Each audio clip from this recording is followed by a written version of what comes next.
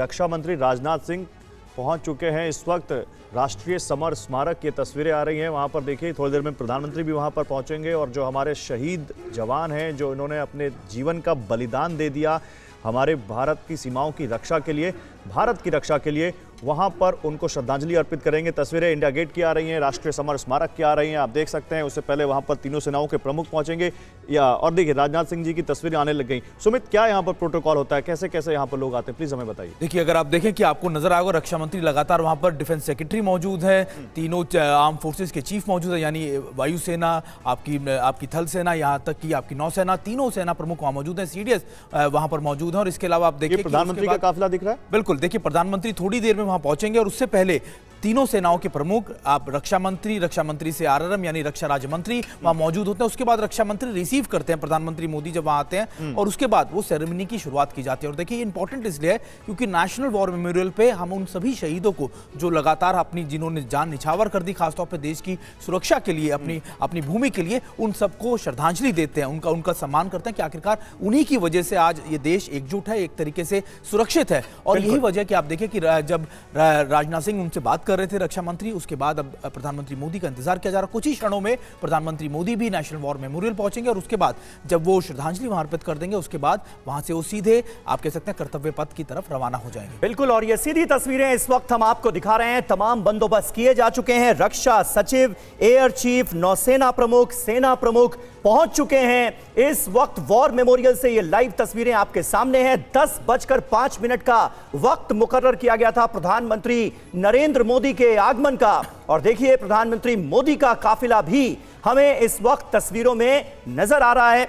रक्षा मंत्री राजनाथ सिंह पहले से ही वहां पर प्रधानमंत्री मोदी की अगवानी करने के लिए मौजूद हैं। प्रधानमंत्री राष्ट्रीय युद्ध स्मारक पहुंचेंगे, रक्षा मंत्री उनका स्वागत करेंगे। इसके बाद प्रधानमंत्री सीडीएस और तीनों सेना प्रमुखों द्वारा एस्कॉर्ट होकर श्रद्धांजलि अर्पित करने के लिए आगे बढ़ेंगे।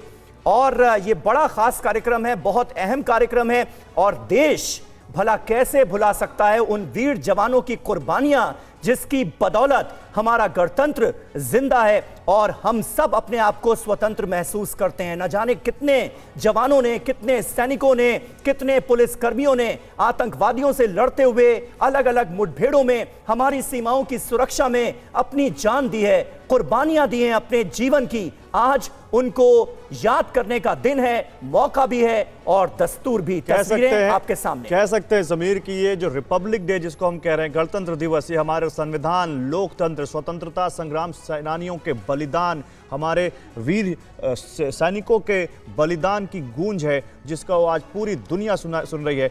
प्रधानमंत्री नरेंद्र मोदी के सुरक्षा में लगे एसपीजी जवान आपको दिखाई दे रहे हैं जो वहां पर अब पूरे इस एरिया को अपनी सुरक्षा में लेते हुए आप देख सकते हैं। प्रधानमंत्री नरेंद्र मोदी वहां पर पहुंच चुके हैं, रक्षा मंत्री राजनाथ सिंह वहां पर दिखाई दे रहे हैं जो उनको रिसीव करेंगे। सुमित, अब आप देख पा रहे हैं यहाँ तस्वीरें। इसके बाद अब राष्ट्रीय समर स्मारक में जो हमारे शहीद जवान हैं जिन्होंने अपना जीवन बलिदान दे दिया, उनको यहाँ पर प्रधानमंत्री श्रद्धांजलि देंगे। और देखिए वही वो साफा जो 26 जनवरी पर दिखाई देता है प्रधानमंत्री के। 26 जनवरी और 15 अगस्त दोनों पर आप देखिए कि अब प्रधानमंत्री मोदी को रक्षा मंत्री ने रिसीव कर लिया और देखिए सभी सेना प्रमुख से मिलते हुए और उसके बाद डिफेंस सेक्रेटरी आपको नजर आ रहे हैं, सीडीएस है वहां पर मौजूद और इसके बाद आप देखेंगे सीधा वो वहां जाएंगे। और सबसे खास बात ये होता है कि हर बार प्रधानमंत्री मोदी जब ये पूरी सेरेमनी आप कह सकते हैं कि ओवर होती है, उसके बाद वो नोटबुक में कुछ ना कुछ जरूर संदेश लिखते हैं। हर बार उनके संदेश में कुछ नई बात होती है, हर बार वो कुछ ना कुछ अपने शहीदों को याद करते हुए कुछ लिखते हैं। इस बार भी देखना होगा कि आखिरकार वो क्या लिखते हैं। लेकिन इंपॉर्टेंट ये है कि आप कह सकते हैं कि इस तरीके की श्रद्धांजलि या फिर इस तरीके का